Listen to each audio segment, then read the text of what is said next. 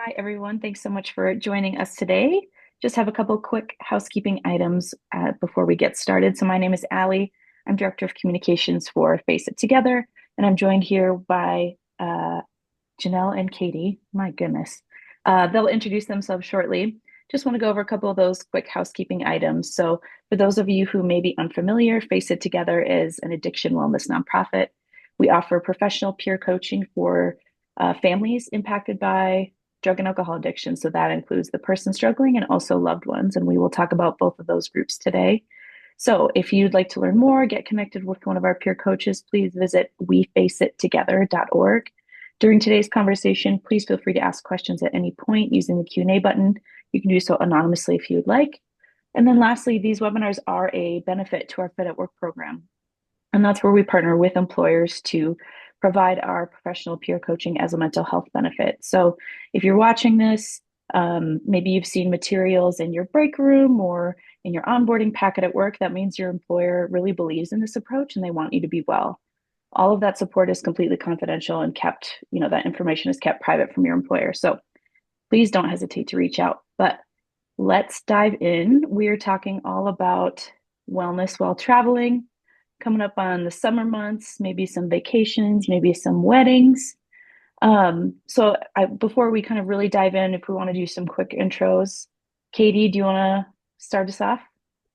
Yeah, absolutely. So my name is Katie Lale. I am the Director of Operations at Face It Together, but even more importantly, also a coach at Face It Together. I've struggled with my own journey with addiction, and I've also supported loved ones on their journey with addiction as well. So super glad to be here today. Thank you, Katie. Continue now. Hello, everyone. I'm Janelle. I work out of the Sioux Falls office, and I'm a loved one coach. Been here about 4 years, and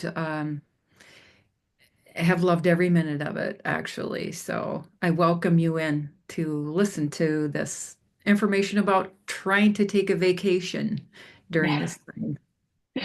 Right. Thank you. Yeah, and as we were kind of preparing for today, something came up that we haven't talked about really previously in a webinar. And so I kind of wanted to start there. Janelle, you shared that some loved ones, maybe who, there's a person in their life with addiction, that addiction is very active, right? Or they may be struggling. Loved ones might be hesitant to go on a vacation at all or leave town at all. And so I'm wondering if you can kind of share some examples of that and then how you work through that with your members.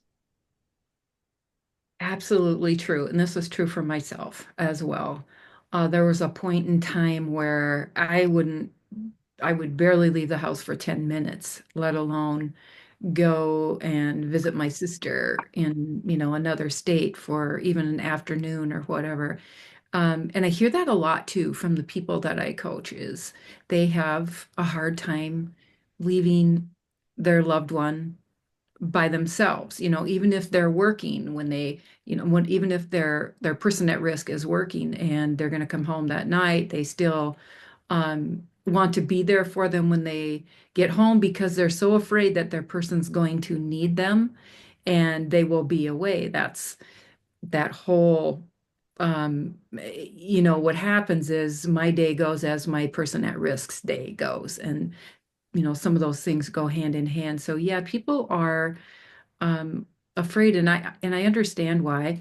There might be that case that I was talking about, or it might be a case of maybe there's a trust issue with I don't want to leave my house with my person here by themselves.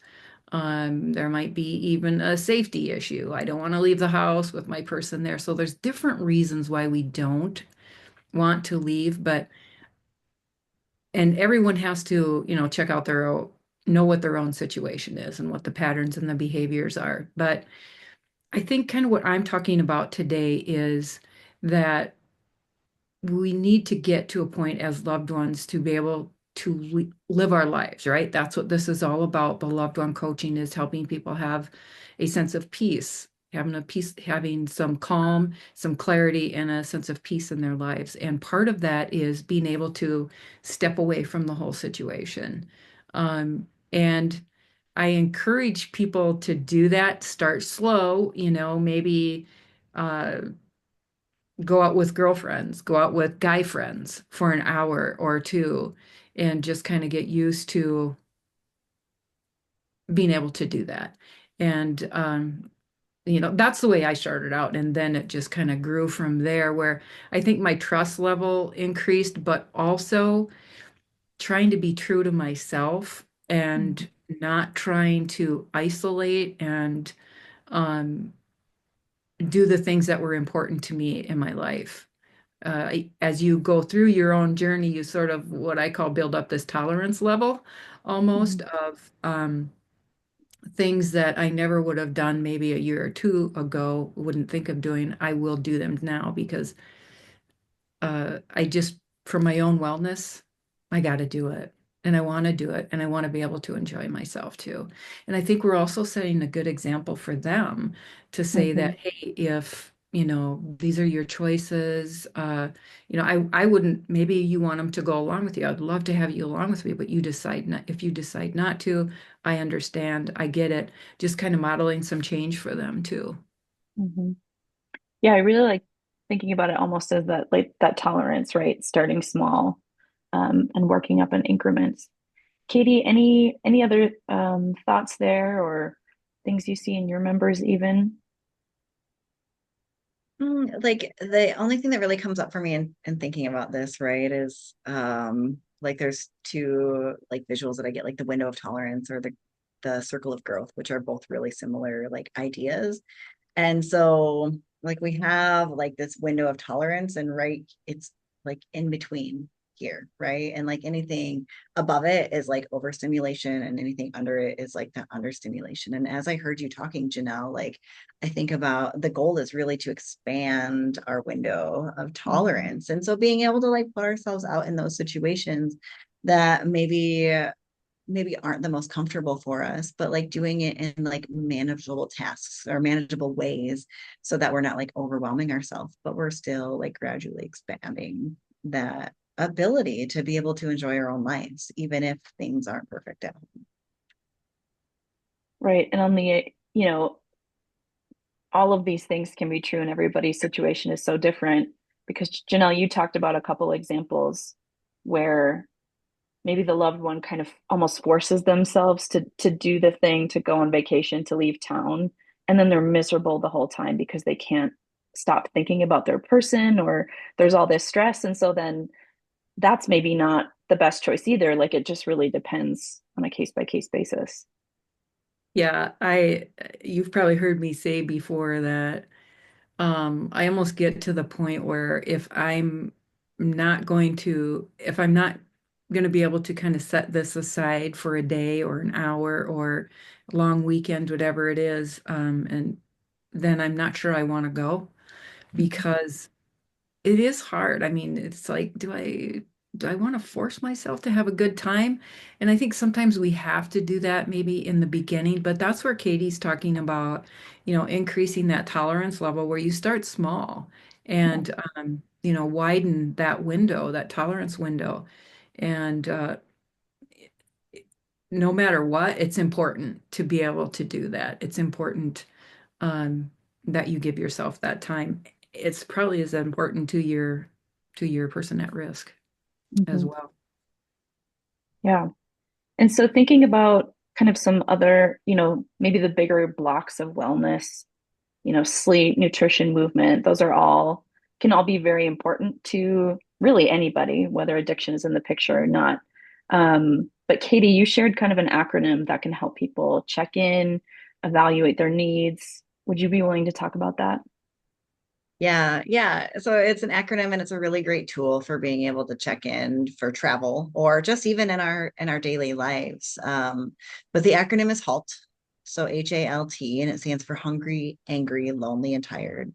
And so these are four basic states that if we leave them unchecked, they can really affect our emotional wellness and increase our vulnerability to relapse or even just reactive behaviors showing up in a way that we're not really wanting to.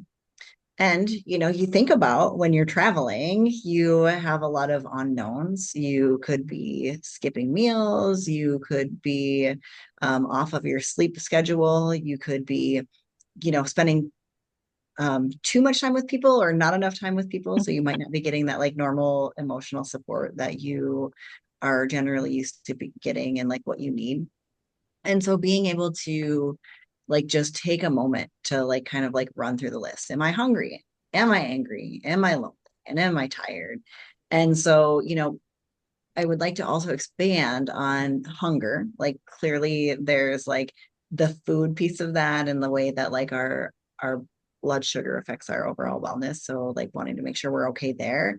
But also like, am I craving something emotionally? Comfort, Mm. validation, connection? Is there something else that I'm hungering for?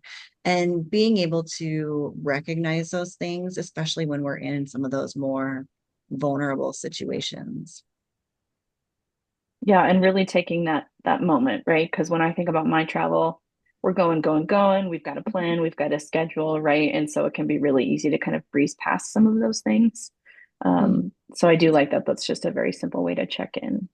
Mm-hmm. What are some ways you both maintain your own kind of routines, your own wellness while traveling? Janelle, you gave a couple, was it yesterday, earlier in the week, that I thought were really good ones if you want to start. Uh, I liken it to when you go hike. I hike in Arizona. Not a lot, but uh, I call hiking, I'm not going up in the mountains or anything like that. I might be hiking through the desert, but it's uber important to hydrate, like to start hydrating 2 days before you're gonna go. And I think that's the same thing, if I'm going somewhere, we're so excited about going and get all of our stuff packed up and kind of have a get in our schedule and what we're gonna do, when we're gonna leave, all of that. And I think we forget to do those things the day before we're leaving too. Eat a good meal so that you're not hungry and hangry, maybe as they call it. Eat a good meal. Just keep drinking your fluids, water, whatever it is, and maybe pack some things that you like to eat. Because I love that acronym that Katie was talking about. I actually hadn't heard that before, and I was thinking about it as Katie was talking. What if you're traveling with little kids? And Mm, that halt thing is a big deal, hungry, angry, lonely, tired, right? So just being aware of that, I think is uber important for those little yeah. kids. I don't travel with little kids anymore, but I listen to people who do, but so I can only imagine what Right. it's like. Every 30 minutes. Halt, halt. Yeah. Yeah. Uh, what about you, Katie? Anything you do kind of for your own well-being as you travel? Maybe you're out of your routine. Yeah, yeah. Well, I am the one that's traveling with little kids. That is me. And it's funny because like I learned so much like through like witnessing my kids because like, they haven't developed like those masking skills for like, I am Mm, tired and so here I am. I'm just gonna act out. And like through watching them, like it's made me more aware of like where I'm at. And so that is for me the number one thing that I try to maintain no matter where I'm at is my sleep schedule. Like if I am off on my sleep schedule, I am just struggling and it's just really unpredictable like how I'm going to feel throughout the day. And in addition to like my just like that sleep hygiene piece, um is like I need like 10 to 15 minutes in the morning, like just to be able to ground myself a little bit. And mm, so, whatever that looks like, for me, it's generally like having just like those first few sips of a cup of coffee and like the New York Times puzzles, right? Like that takes me about 10 minutes to do them. And it's just like, okay, here I am. I'm ready for the day. And now I can like move on with everything else. And so just some of those really basic things are really important for me. And on top of that, like the halt is a really great check-in. Um, for me, like I just try to ask myself a couple times a day, like, how am I feeling? Like, can I just name an emotion about like what's going on with me? Because for me, oftentimes feelings are attached to a need, right? And so like whatever I'm feeling, what is that need? that correlates with that. And so just trying to stay grounded and not get swept away in all of the things that I'm wanting to get done while I'm on vacation, and remembering that I'm not going to enjoy vacation if I'm dysregulated the whole time. And Mm-hmm. so focusing on being able to stay regulated. Yeah, speaking of getting swept away, this is a this is a selfish question for me because it's something I personally struggle with. But you know, wherever you're traveling, even when I just travel home, right, the agenda's not seemingly that full, but I've got a lot of family at home. Learning to say no can be so hard, especially during special trips, different things. So I'd like to talk a little bit about kind of what that could look like. How do you make your needs known while still kind of leaning into maybe the experience or the event or whatever it may be? Katie, do you want to kick us off? Yeah. Yeah. For me, saying no is a huge form of self-care, right? It's like showing that my needs matter and that I trust myself to be able to know and identify my needs. Um, and so for me, I wasn't always that person that said no. And it was really uncomfortable, like growing towards that place. But also, I think like as I've grown in that process of being able to say no, I haven't had a ton of pushback. It's not like people are like, no, you can't do that. Or like, I'm so offended that you want to go to bed. Because what I've learned is a lot of times when I'm traveling, like the people also want to be able to take care of their needs as well. And so me respecting my own needs in a lot of ways allows other people to respect their needs. Mm, And like there are certain situations in which it would be more difficult for me to um, make the choices that I needed to make by myself. And so, in those situations, rather than like staying with family, I might opt for a hotel. So I can be like, hey, I'm going to get the kids back to the hotel so we can do bedtime. And, like to be fair, I think having kids has made that easier for me because it's easier mm, to advocate for somebody else. sure. But in the process, I've really learned that for the most part, people are really respectful of those boundaries, even when we're maybe scared to set them.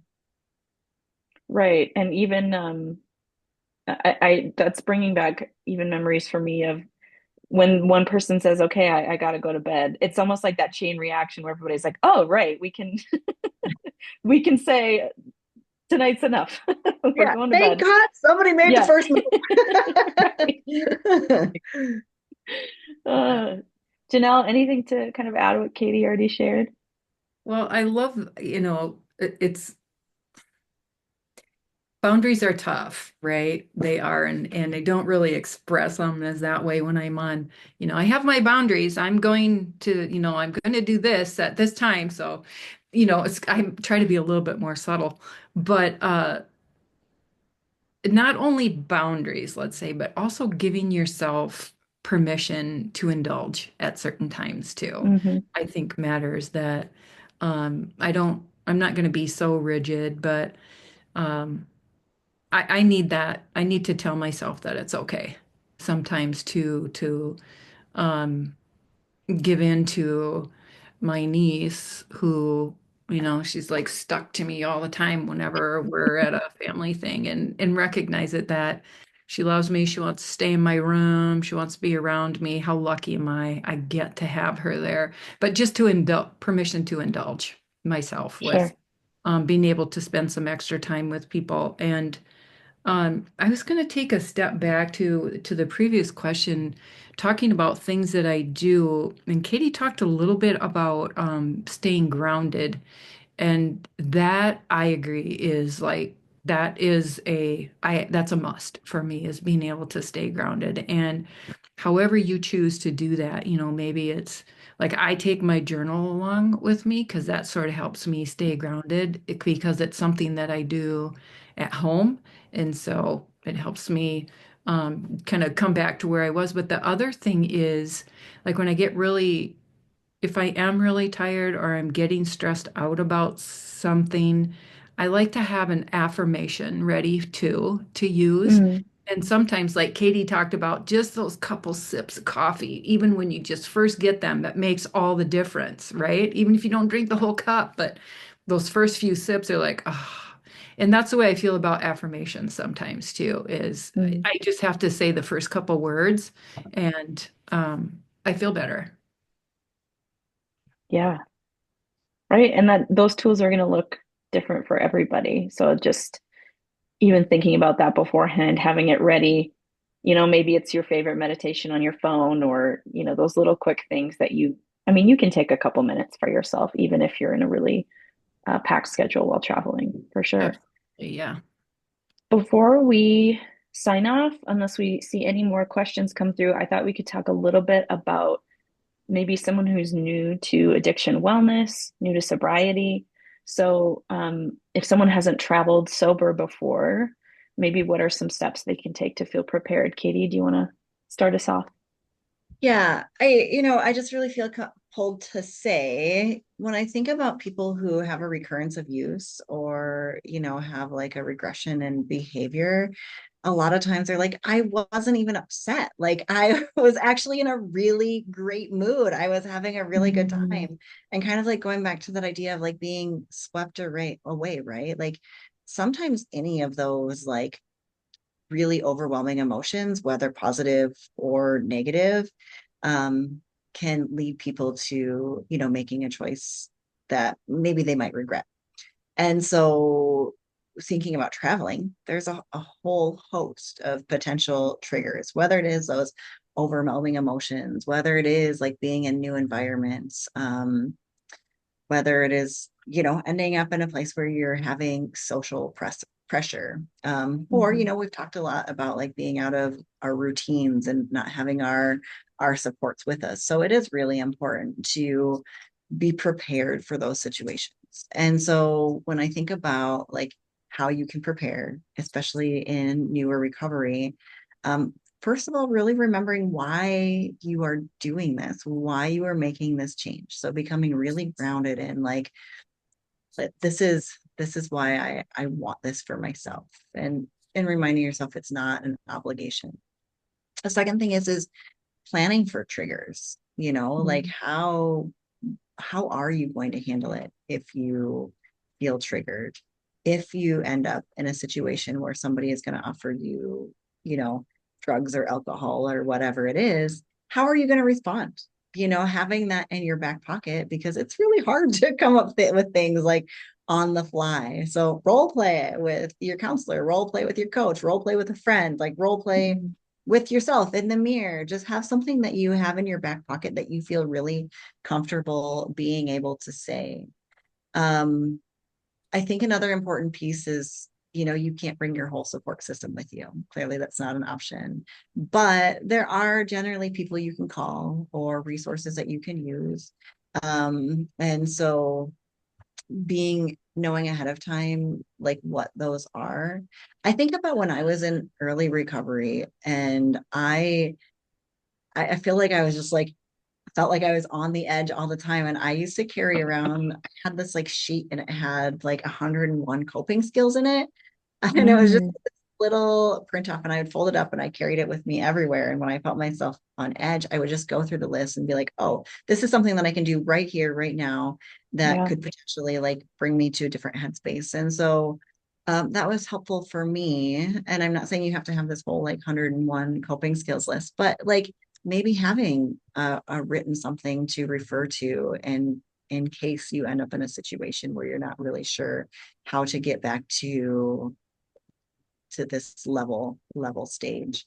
Um, and so I think those are some really big and also simple things that you can Mhm, do to prepare yourself.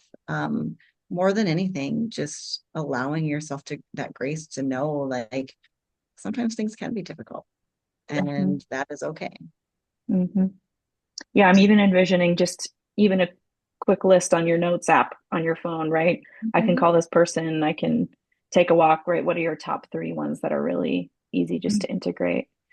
Janelle, Yes. before I kick it over to you for I think our last question, I did want to plug, we have done this conversation kind of in a few different ways. If we're thinking about maybe being alcohol around alcohol for the first time after being in early sobriety, if we're thinking about maybe your first wedding sober.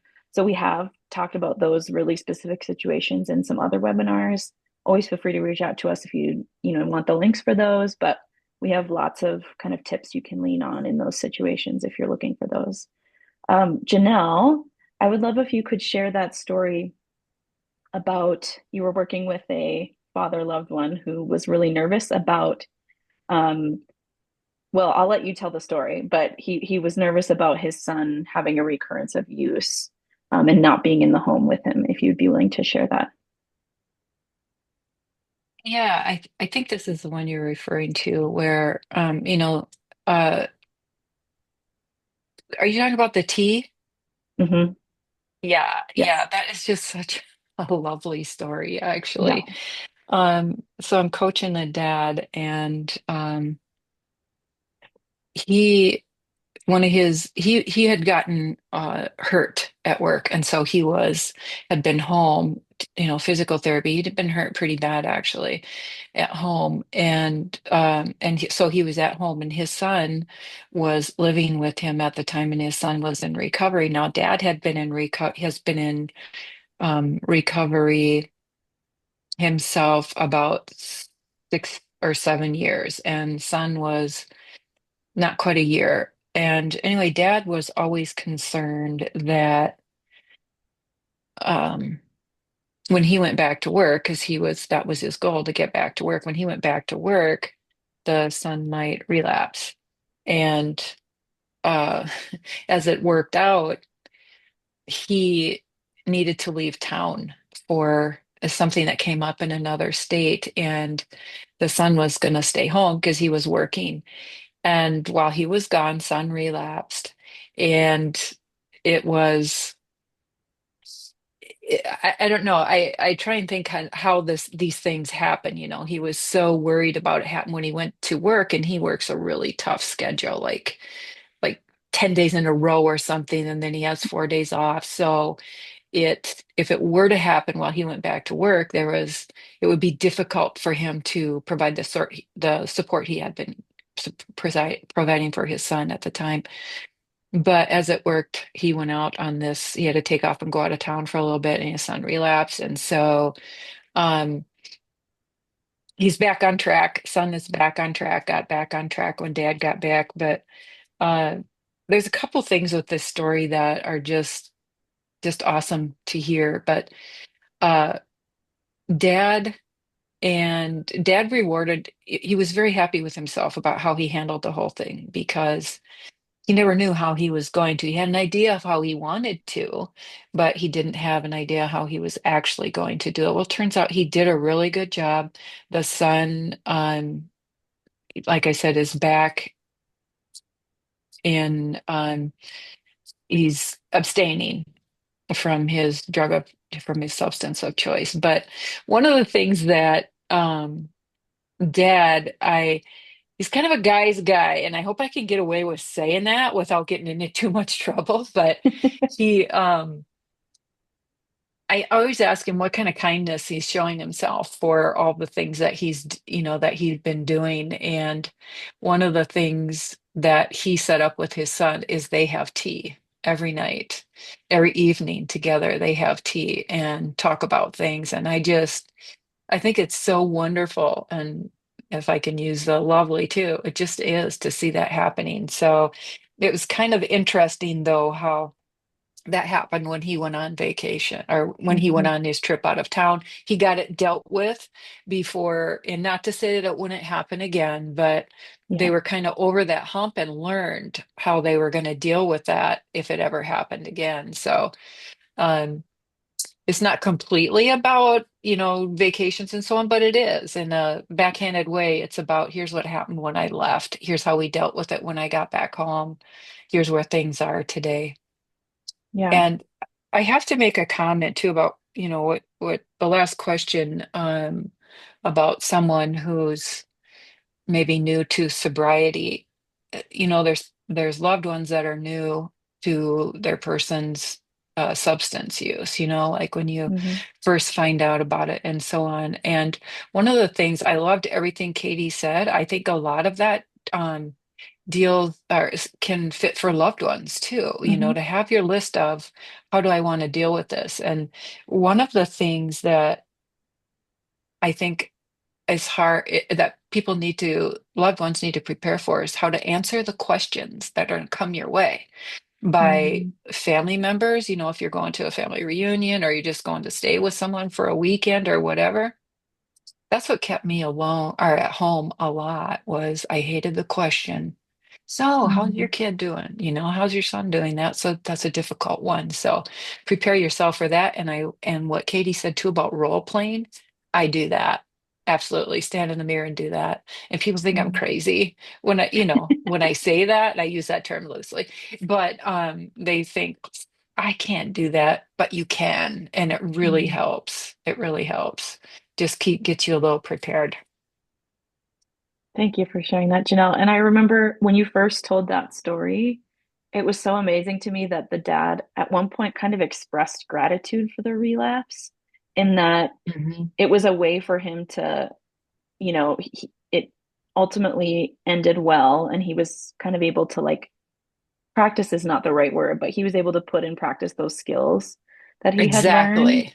And he was Yeah. able to go back to work without this like really big fear looming over him. Like you said, Mhm. there's no guarantee, but he had been through it once. He could hopefully get through it again. And the other thing I loved about that story you told um, is their tea tradition is so beautiful. And then when the son was in treatment, they still had tea at the same time, even though they weren't together. And I just, Yeah. wow, what a Yeah. beautiful little tradition and way to be connected, even though, son was at treatment. So thank you for Yeah. sharing that. He's the thing. You're welcome. And I'm glad you said that because he works really hard at his skills and tools. He works really hard. And the first evidence of that was when I said, okay, what kind of kindness are you going to show yourself? And his eyes, like I could feel him go back up into his head, like, oh my gosh, he's going to ask me this kind of thing, you know? But he really worked on it.